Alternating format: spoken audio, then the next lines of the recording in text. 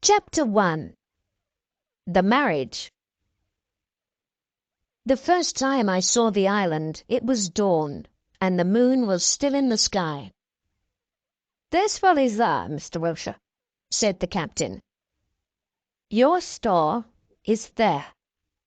I asked the captain for his telescope and looked at the brown roofs of the houses, the green woods, and the white beach.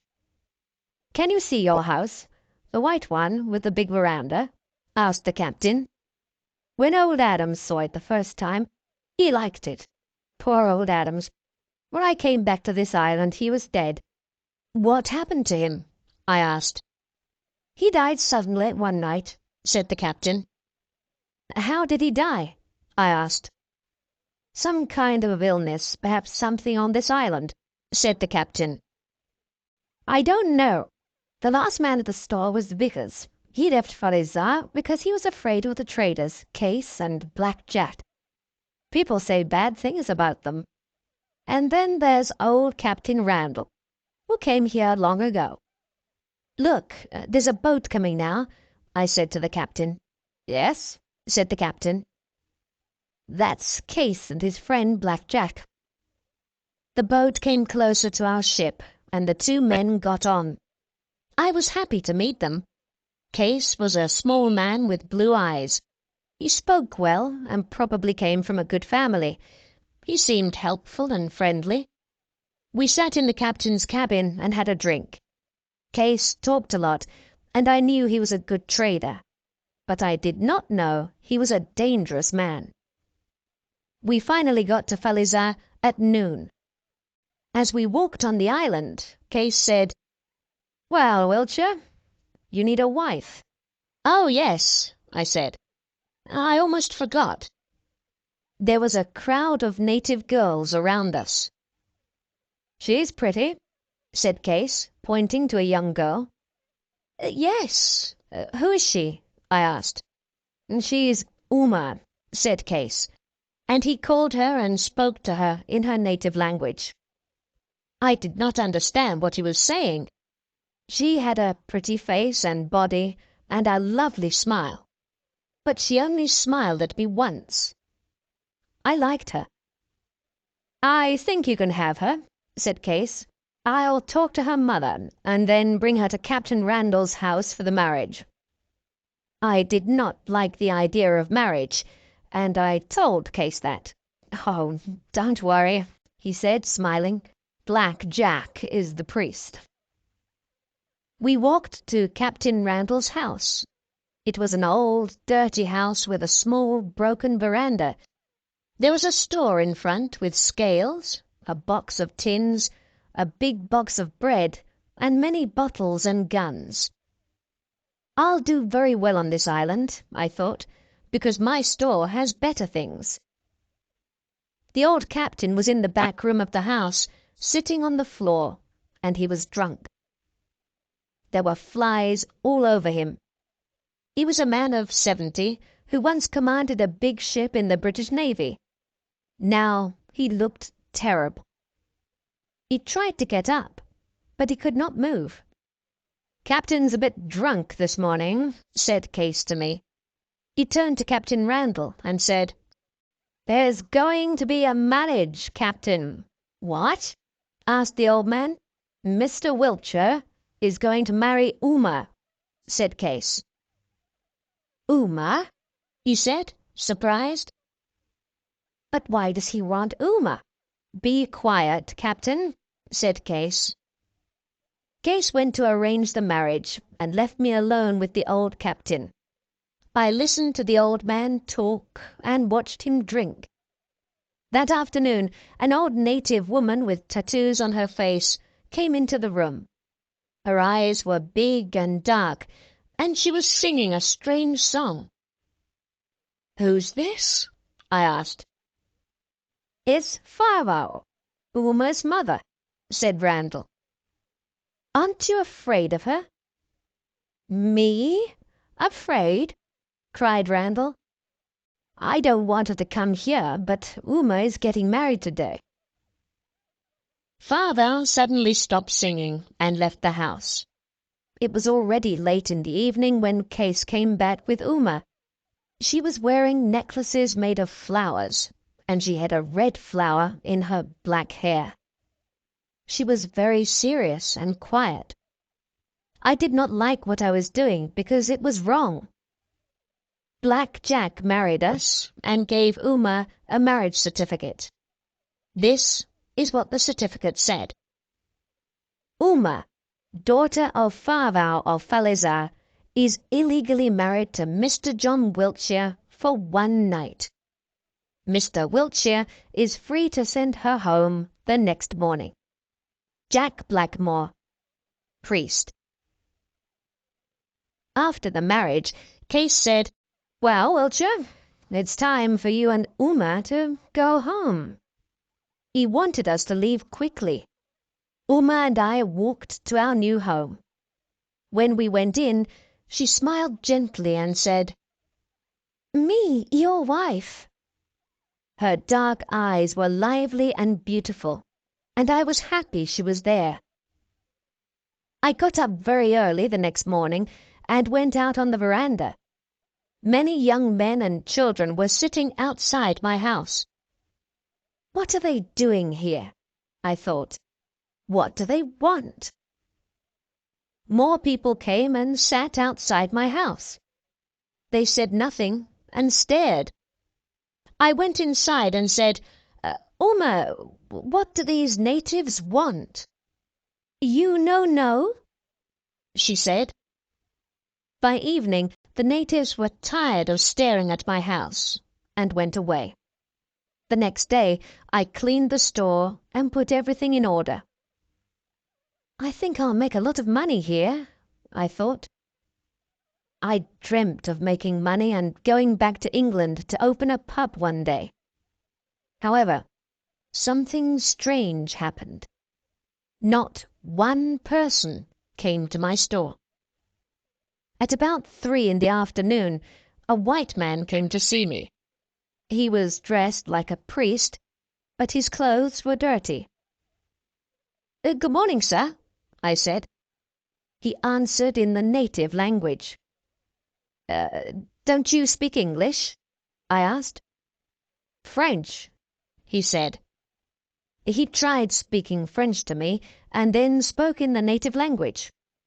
I listened carefully, but I did not understand anything. I heard the names Adams, Case, and Randall, and the word poison. I also heard a native word that he repeated many times. When he left, I went home and asked Uma, "What does Fusioki mean?" "Make dead," said Uma. "Then Case poisoned Adams," I cried. "Every man he know that," said Uma. "Gave him white sand, bad sand. He got the bottle still. If he give you bottle, don't take it." I heard about this story on the other islands, so I decided to go to Randall's house to learn the truth. Chapter 2. The Taboo. When I got to Captain Randall's house, Case was standing on the veranda and Black Jack was in the store with customers. "There are a lot of customers today," I said to Case. "There haven't been any customers in 3 weeks," said Case. "3 weeks?" I said. "Yes, 3 weeks," said Case angrily. "Don't you believe me?" I smiled and said, "Do you know the French priest?" "Oh, Father Galouchet," said Case. "Yes, I know him." "I don't think he likes you or Captain Randall," I said. "No, he doesn't," said Case, "because we don't go to church. Randall and Galouchet got angry and argued a lot about religion in the past. And when Adams died, they had a big fight. Now Galouchet says Randall poisoned Adams. It's a lot of nonsense," said Case, laughing.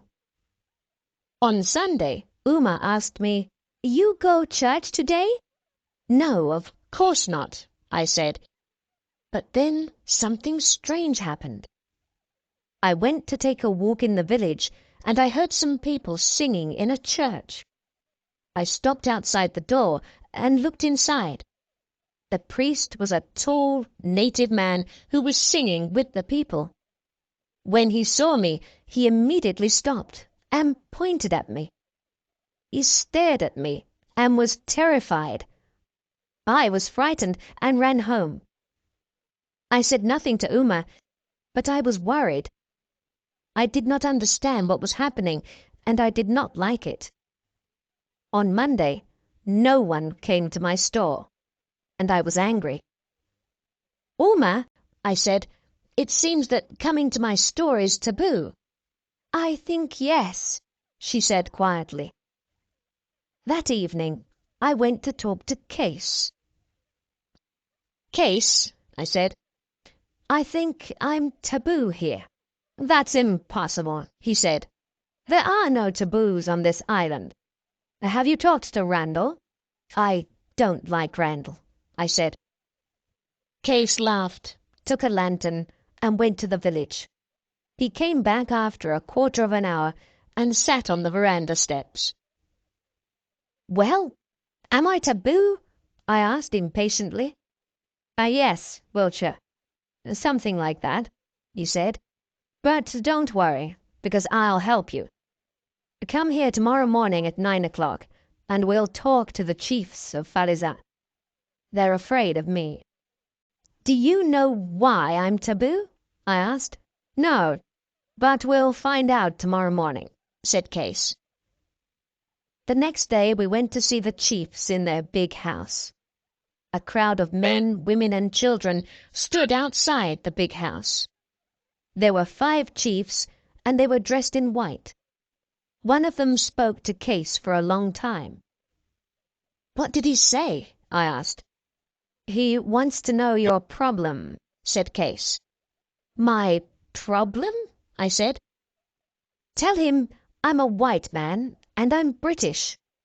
I came here to work, to sell things from my country, things these people don't have. But no one has come to my store yet, and I don't know why. Case translated my words, or he pretended to. The chiefs answered politely. When they stopped talking, I asked Case, "What's happening?" "I'll tell you outside," he said. "Well," I said impatiently, "I don't understand this, Wiltshire," said Case in a low voice, "but they don't like you. They won't go near you. They're afraid of you." "Afraid of me?" I cried. "But what are they afraid of?" "They didn't tell me," said Case. "You know, I must be careful with these people. I work on this island too. I don't want any trouble with the natives." "I know you don't want any trouble," I said. "You've never come to my house." "Why?" "You're right. I forgot to come," said Case. "I'm sorry, but I can't come now." "Are you afraid too?" I asked. "Yes, I am," said Case. "But why? Why am I taboo for nothing?" "You're not taboo," he said, "but the natives don't want to go near you. You know, Wiltshire, the natives are free to go where they want. If they don't want to buy at your store, you can't force them." "Oh, now I understand," I cried angrily. "None of these people will come to my store, but they'll go to yours. They'll trade their copra with you, and you'll have all of it, and I'll have none. I don't speak the native language, so I can't talk to these people, and they're afraid of me. This is a terrible situation, and you don't care." "I can't do anything to help you," said Case coldly. "Goodbye," he said, and walked away.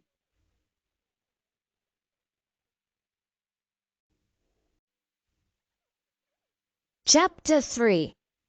The Missionary. When I got home, I was furious. "Uma," I said nervously, "you probably know what's happening. Why am I taboo? And If I'm not taboo, why are the natives afraid of me?" She looked at me with her dark eyes and said, "You no know? No, I don't. Case no tell you?" "No!" I shouted. "I ashamed," she said. "I think you know. Case, he tell me you know. He tell me you no mind. Tell me you love me too much. Taboo belong me. Now I go away, so taboo go away too. Then you get too much copra. You like more better, I think. Goodbye." "Wait!" I cried. "Case said nothing to me about your taboo." "But I love you, Uma. We're happy together. Please don't go away."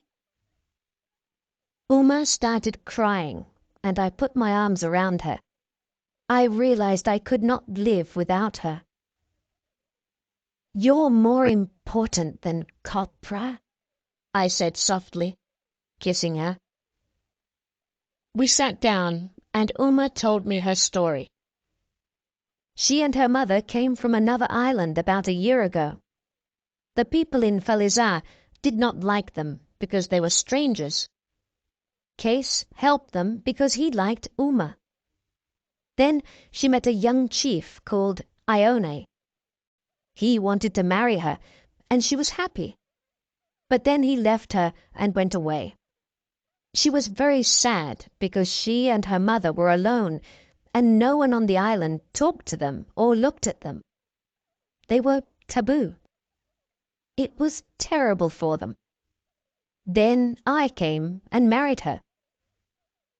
I got up and started walking around the house. I felt terrible. Should I tell Uma the truth about the marriage? I thought. Suddenly, there was the sound of a boat, and Uma ran to the window. "Misi!" she said excitedly. It was a missionary who often came to Falizar. I went out on the veranda and saw the missionary's boat. In the distance, I saw Case running to the boat. Case doesn't want me to talk to the missionary, I thought, as I went out of the house and walked towards the river.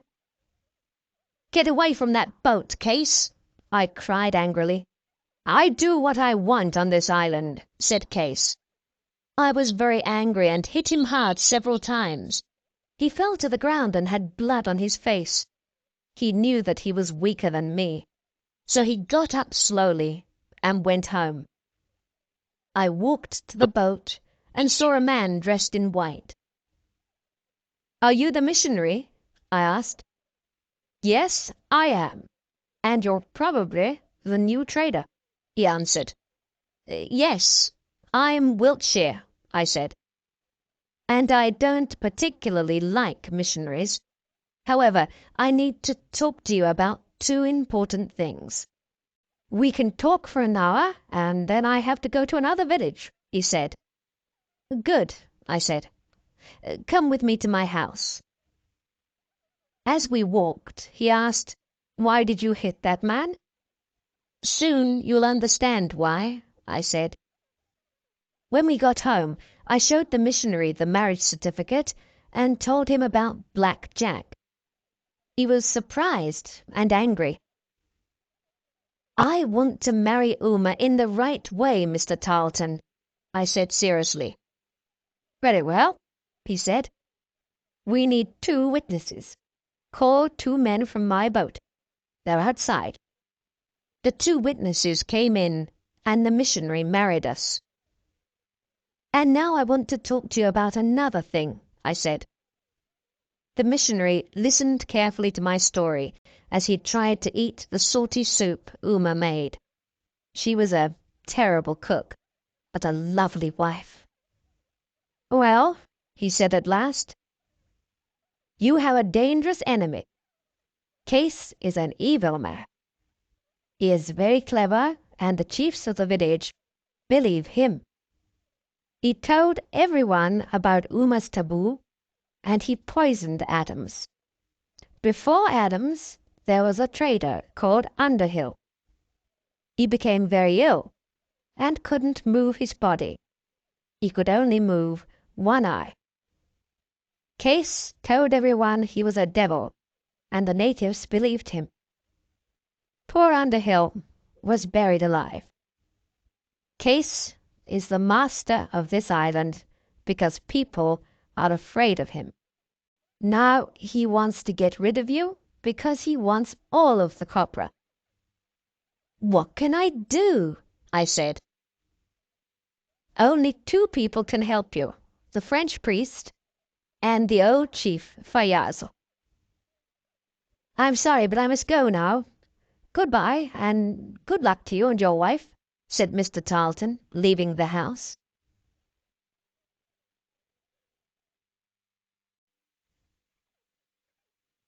Chapter 4. The Devil.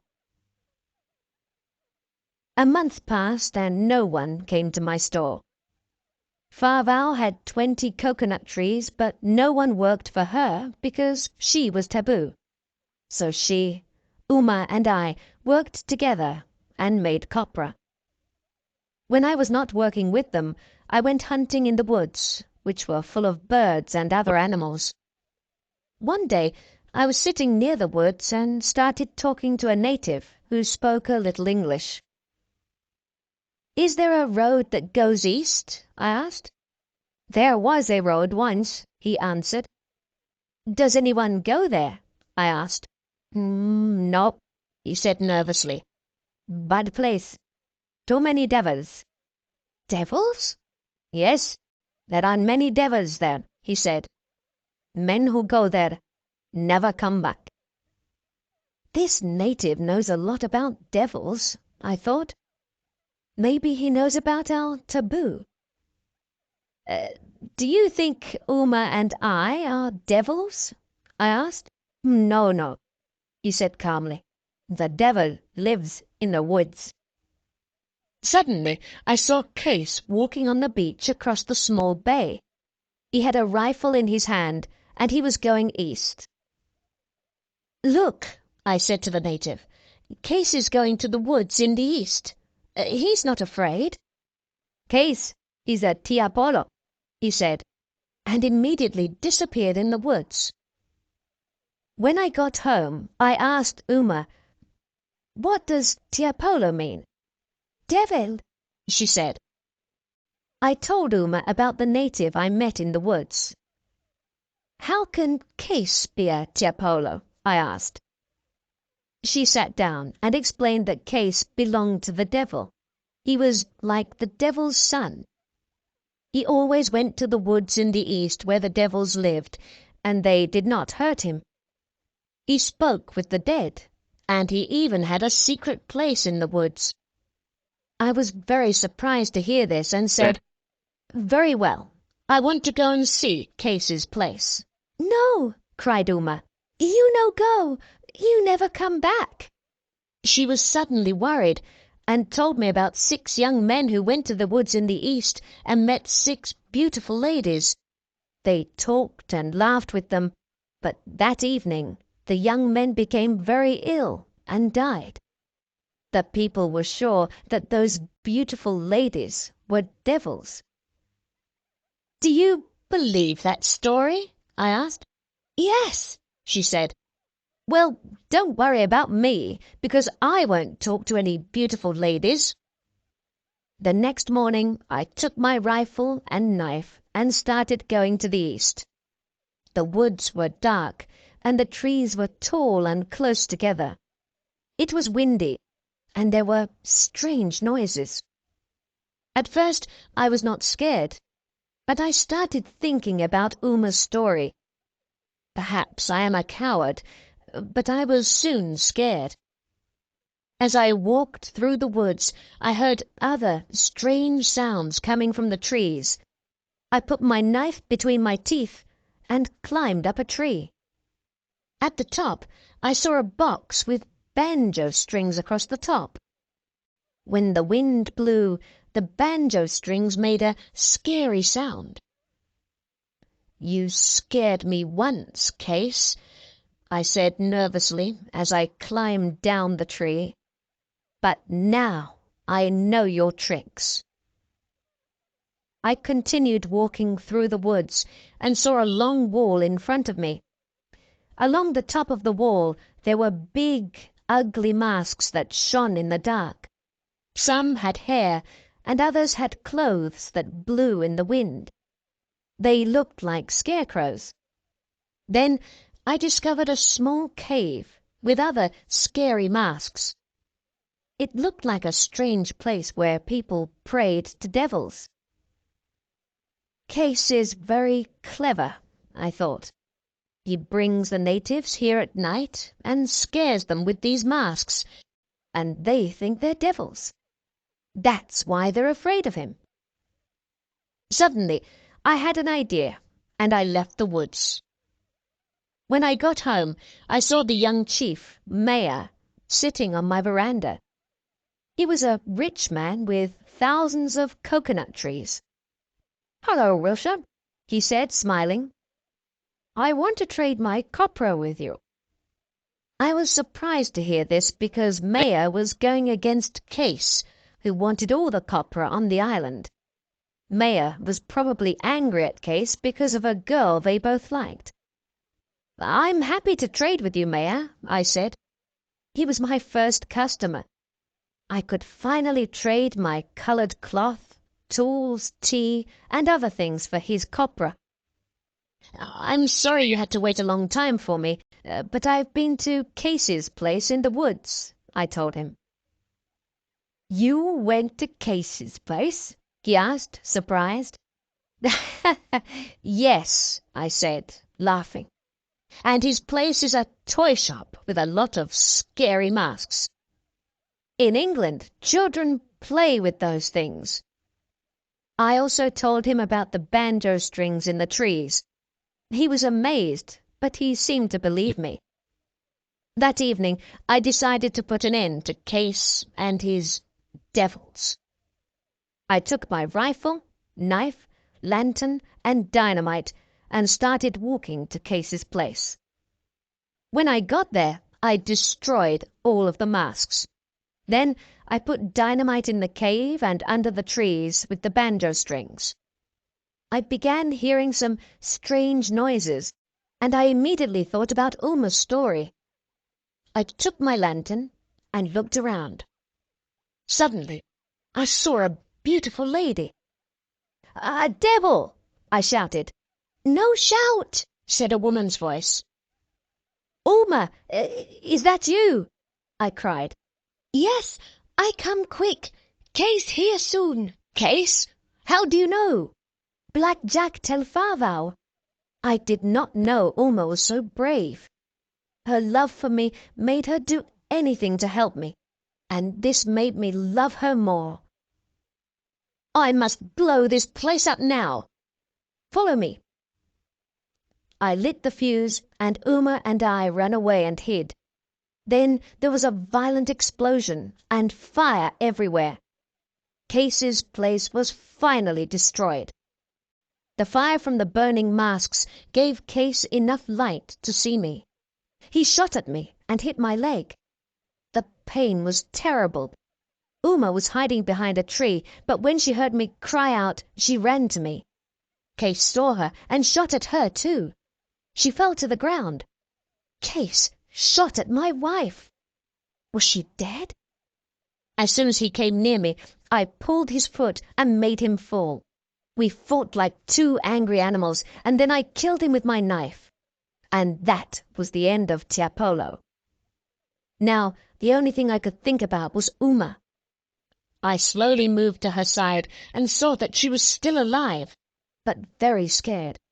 Her shoulder was hurt, but it was not serious. Mr. Tarleton came for Case's funeral, and he was buried in the place where he kept his masks.